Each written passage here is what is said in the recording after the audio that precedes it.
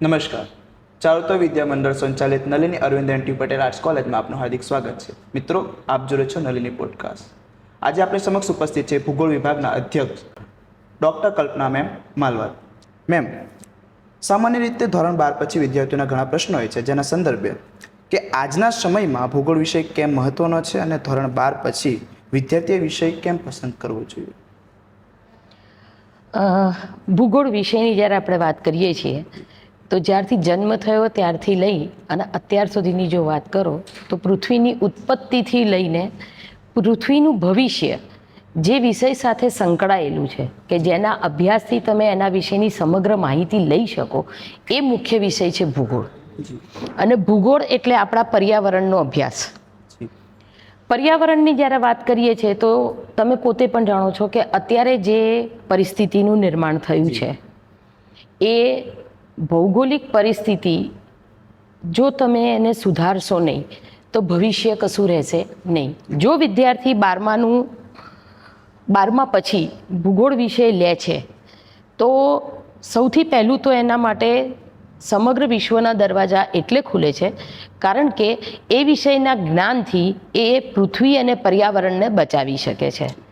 બારમા પછી એટલે કે કોલેજમાં અભ્યાસની જો વાત કરીએ તો આપણે સમગ્ર પૃથ્વીનો અભ્યાસ એટલે કે મૃદાવરણ, જલાવરણ, વાતાવરણ અને જીવાવરણ એટલે કે જેને આપણે પ્યોર સાયન્સ સાથે વણાયેલો વિષય કહીએ એનો અભ્યાસ અને સામાજિક વિજ્ઞાન એટલે કે તમે આ જાણ્યા પછી તમારું વર્તન અને સમાજને કેવી રીતે આગળ લઈ જશો એનું સમગ્ર જ્ઞાન તમને ભૂગોળ વિષયની અંદરથી મળે છે.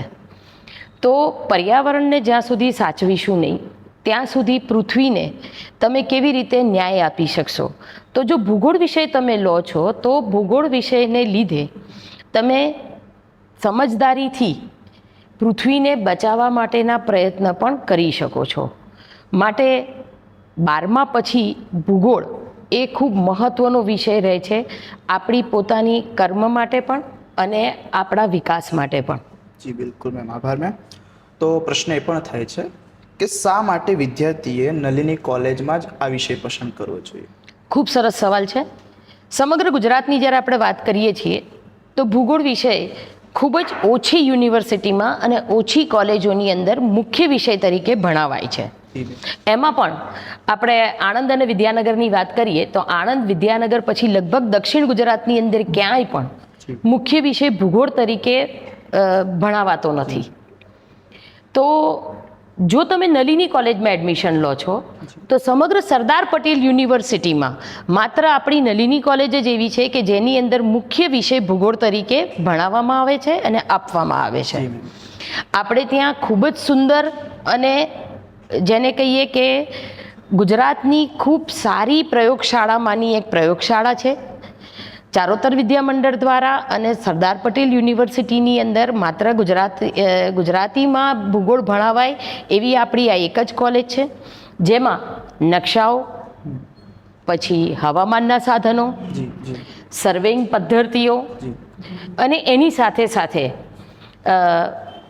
વિષયને આગળ લઈ જવા માટે GIS, રિમોટ સેન્સિંગ જેવી નવી ટેકનિક દ્વારા પણ ભૂગોળમાં તમે કેવી રીતે આગળ વધી શકો અને તમે સમાજને કેવી રીતે ઉપયોગી બની શકો એનું સંપૂર્ણ પ્રાયોગિક અને થિયરી બંને જ્ઞાન આપવામાં આવે છે. માટે જો નલિની કોલેજમાં તમે ભણવા આવો છો તો ભૂગોળ વિષય તમને મુખ્ય તરીકે મળે છે. જી મેમ, અવશ્યપણે. તો પ્રશ્ન એ પણ થાય છે કે ઘણીવાર વિદ્યાર્થી ભવિષ્યની પણ મૂંઝવણ અનુભવતો હોય છે. તો ભૂગોળ વિષય ભણ્યા પછી વિદ્યાર્થી માટે કયા કયા કરિયર વિકલ્પો ઉપલબ્ધ છે એના વિશે શું કહેશો? તમે જાણો છો કે આપણે કોલેજ પૂરી કરીએ એટલે બીએડ કરી શકાય. તો બીએડ કરીને આપણે શિક્ષક બની શકીએ છીએ. એની સાથે એમએ કરીને તમે આગળ નેટ સ્લેટની એક્ઝામ આપીને પ્રાધ્યાપક પણ બની શકો છો. પણ સાથે સાથે બીજા ઘણા બધા વિકલ્પો છે જેમ કે town planning, GIS, remote sensing, then આપણે કહી શકીએ છીએ કે કોઈ પણ જગ્યાએ સેન્સસ ડિપાર્ટમેન્ટ હોય, કારણ કે વસ્તી ગણતરીનું જે ડિપાર્ટમેન્ટ છે એમાં પણ ભૂગોળ વેદતાની જરૂર છે, હવામાન ખાતામાં એની જરૂરત છે. એની સાથે સાથે space application centre, disaster management નું આખું ડિપાર્ટમેન્ટ ચાલે છે, જેમાં પણ ભૂગોળવેત્તાની જરૂર પડે છે. પર્યાવરણનું આખું ખાતું ચાલે છે, એમાં પણ ભૂગોળવેત્તાની જરૂર પડે છે. અને એની સાથે સાથે આપણે જાણીએ છીએ તેમ કે ભૂકંપ આવ્યો એ પછી આપણે ત્યાં આખું ડિપાર્ટમેન્ટો શરૂ થયા કે ભાઈ ભૂકંપ પછી શું કરી શકાય, અથવા તો આવી કુદરતી આફતો આવે તો આપત્તિ વ્યવસ્થાપનનું આખો સેન્ટર ચાલે છે, જે સેન્ટ્રલ ગવર્મેન્ટ અને સ્ટેટ ગવર્મેન્ટ સાથે સંકળાયેલું છે. તો એમાં પણ ભૂગોળવેત્તાની જરૂર પડે છે. એમાં પણ ભૂગોળના અભ્યાસુઓ અથવા જેમણે MA કરેલું છે એ ત્યાં આગળ પણ કામ કરી શકે છે. એટલે માત્ર ટીચર કે શિક્ષક સિવાય પણ ઘણા બધા વિકલ્પો વિદ્યાર્થીઓ માટે આની માટે ખુલ્લા છે.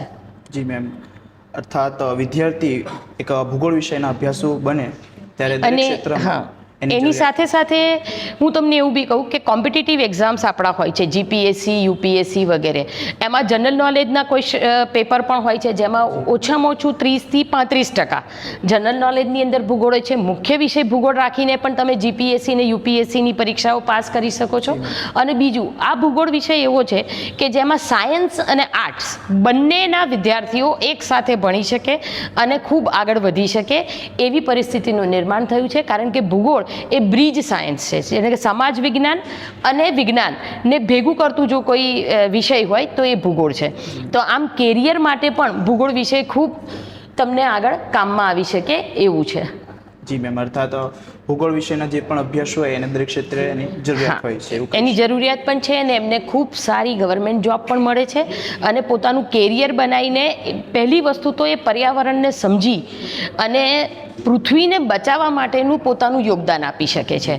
તો માટે ભૂગોળ એ મારા તમે મંતવ્યથી પૂછો તો ભૂગોળ વિષયનું જ્ઞાન સમજી અને એને પોતાના જીવનમાં ઉતારવામાં આવે તો એ વિષય તમને ખૂબ ઉપયોગી બને છે. Thank you very much. ખૂબ ખૂબ ધન્યવાદ મેમ. ભૂગોળ વિશેની જે પણ માહિતી સરળ ભાષામાં આપી વિદ્યાર્થીઓને મૂંઝવણ દૂર કરે એના માટે આપનો ખૂબ ખૂબ આભાર. જી બિલકુલ. હવે ફરીથી મળીશું નવી માહિતી સાથે, નવા વિષય સાથે, નવા એપિસોડમાં. ધન્યવાદ.